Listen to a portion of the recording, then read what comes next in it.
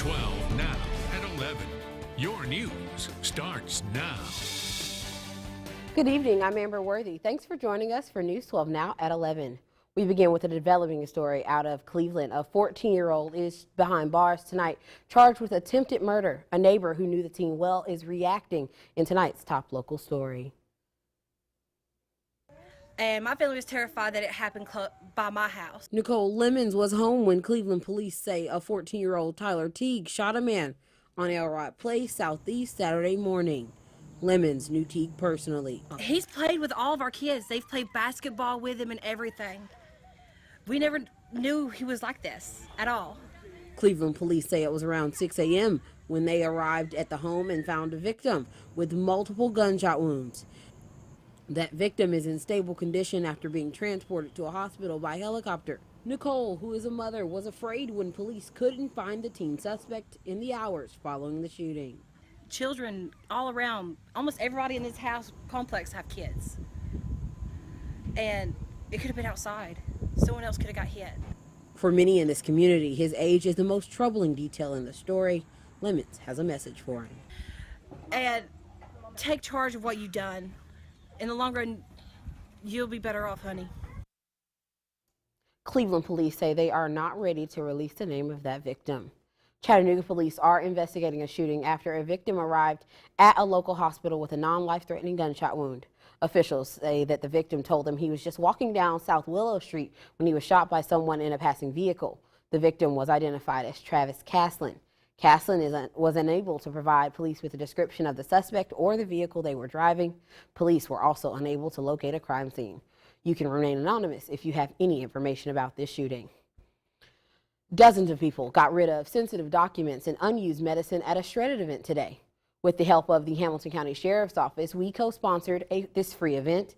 Car after car drove up and Sheriff's Office officials unloaded their trucks and back seats.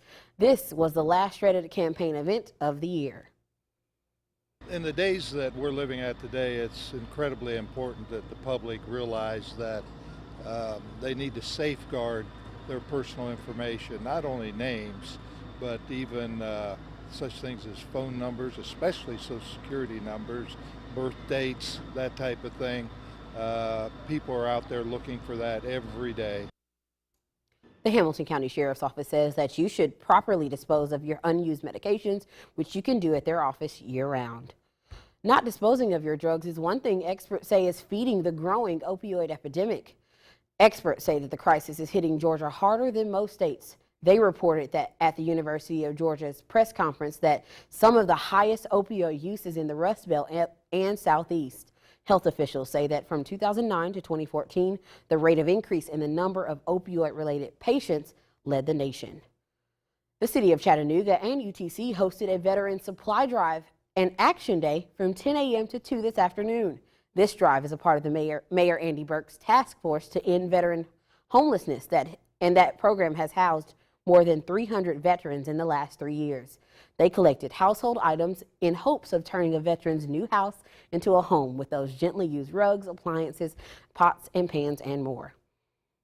The Lincoln Park community met this afternoon to discuss an upcoming park renovation. The City of Chattanooga's council approved $2 million in this new budget to make that happen. City Councilman Anthony Byrd hosted a meeting at Gethsemane Missionary Baptist Church to gather those ideas and get the community excited about the changes.